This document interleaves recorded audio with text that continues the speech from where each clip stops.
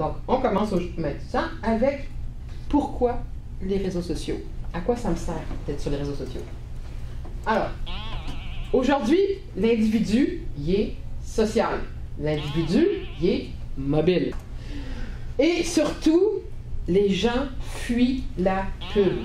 Okay? S'il y a une chose que j'essaie d'apprendre à tous mes clients, c'est ça. C'est super important quand tu commences une stratégie sur le web de comprendre que les gens, ils veulent pas recevoir ta pub. Si j'ai deux professionnels à suivre, mettons là, j'ai deux notaires à suivre. J'en ai un, il va me parler de son service A, son service B, il fait de l'hypothèque, il fait ci, il fait ça. OK? Ça, c'est le service. C'est le 1. Puis l'autre, il a suivi la formation avec la grenouille. Fait que sur son mur Facebook, il va partager aujourd'hui une astuce sur qu'est-ce qu'il faut penser avant de faire une hypothèque. Demain, il va partager une vidéo qu'il a trouvée d'un confrère sur 3 façons de penser à son testament. Après-demain, il va partager une pub, parce que lui aussi il aurait ça avoir des clients. Puis le jour d'après, ben, il va partager un clin d'œil de son entreprise qui a participé à un salon puis qui est content. D'après vous, lequel des deux je risque de suivre à long terme, là? Celui qui t'apprend des choses. Celui qui m'apprend des choses. Je le suis pas parce que je veux sa pub. Je le suis parce que je m'intéresse à son domaine d'activité. Ce qui est à retenir, c'est que les gens sont sociaux. Les gens sont mobiles, puis les gens ne veulent plus recevoir votre pub. Il y en a partout, ça ne fait plus aucun effet. Donc, on oublie ça, la pub. On va parler plutôt de contenu. Donc, quelques chiffres sur Facebook et les réseaux sociaux. En moyenne, les gens passent 40 minutes par jour sur leur réseau social. Il y a 150 000 messages d'échangés à travers les réseaux sociaux et on y va à peu près 14 fois par jour. Donc, il y a 1,71 milliard d'utilisateurs actifs sur Facebook uniquement. Oh my God. Pour se donner une idée, il y a 35 millions de population au Canada. OK? Ça vous donne une petite idée, là? Il y a du monde. Il y a du va-et-vient. Il y a pour ça l'intérêt de Facebook quand on s'adresse au grand public, qui est là. On était sur le nombre d'utilisateurs en 2012 au milliard. Aujourd'hui, on est au milliard en personnes connectées dans la journée. Il a dépassé Google au niveau des sources de trafic vers ton site Internet.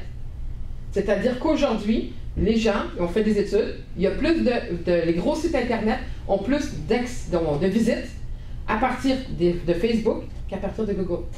Si ceux qui font régulièrement de la campagne Google AdWords, ça commence à être vraiment compliqué à se faire ressortir par Google AdWords parce que les gens font de moins en moins de recherches sur Google et vont vraiment le chercher du côté de Facebook.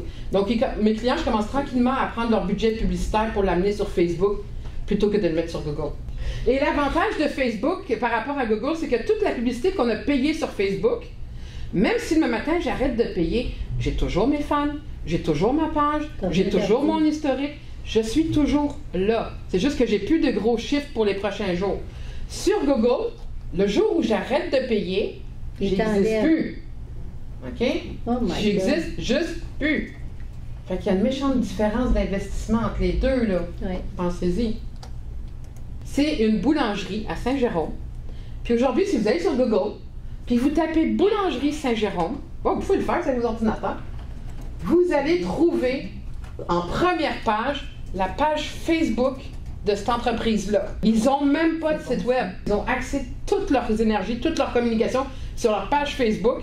On tape boulangerie Saint-Jérôme, ils sont sur la première page. Venez pas me dire que Facebook, ça fait rien pour votre référencement. Ils ont 1300 personnes qui les suivent tous les jours, que des bonnes notes au niveau de des avis des fans qui les suivent. Donc, ils ont très bien réussi leur référencement.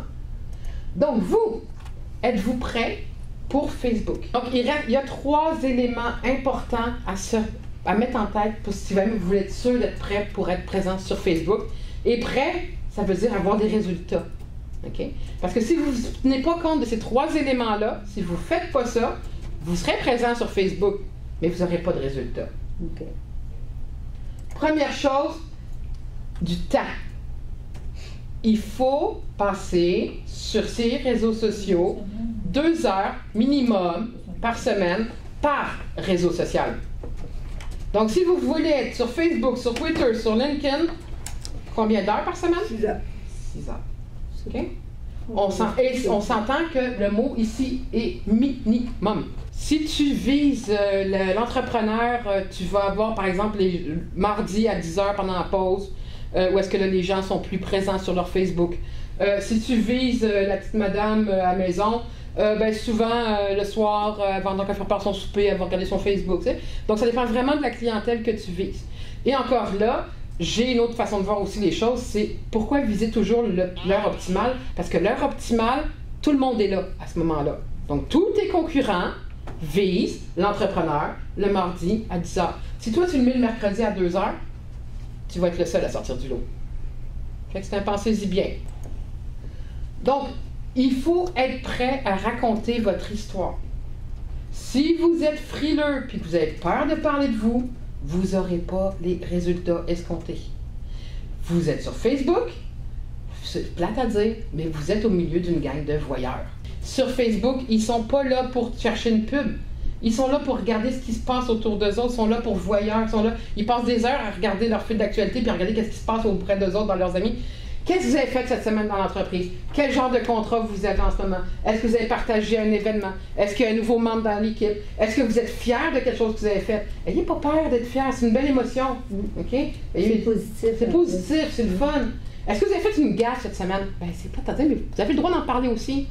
OK? Bon, après, ça dépend comment, là, parce que l'idée, c'est pas de se tirer dans le pied non plus. Ouais. Mais si vous hésitez, appelez-moi, on vous dire si c'est une bonne idée ou pas. Moi, je dis tout le temps, sur Facebook, tu peux tout y mettre, à condition que tu serais prêt à te mettre sur le coin de la rue, là, puis à te crier devant tout le monde. Si tu serais pas prêt à faire en sorte que tout le monde le sache, mais n'est pas sur Facebook. Fait que si vous n'êtes pas prêt à un petit peu livrer vos tripes, puis votre histoire, puis votre entreprise, puis parler un petit peu de vous autres, là, ça va pas marcher. Et troisième, qui est très près de la deuxième, êtes-vous prêt à être transparent? Êtes-vous prêt à vous ouvrir, à partager à votre communauté, à discuter avec votre gang? Vous allez réussir votre communauté sur Facebook le jour où vous ne les prendrez plus pour des clients, mais pour des amis. Vous pouvez mettre 3 heures à monter 3 lignes super bien écrites, bien pensées. Puis à côté, l'autre, il va en mettre 5 minutes, mais il va le parler comme il le pense. Là. Je vous parie que vous voulez qu'il va avoir plus de résultats que vous autres. Donc, soyez prêts à y aller de façon humaine. Facebook, c'est le réseau social le plus humain. Sur Facebook, c'est les tripes. Donc, ces 3 items sont très importants pour avoir des résultats qui font toute la différence entre le premier qui partage sa pub et celui qui raconte son histoire avec sa gang de femmes. Deux choses complètement différentes.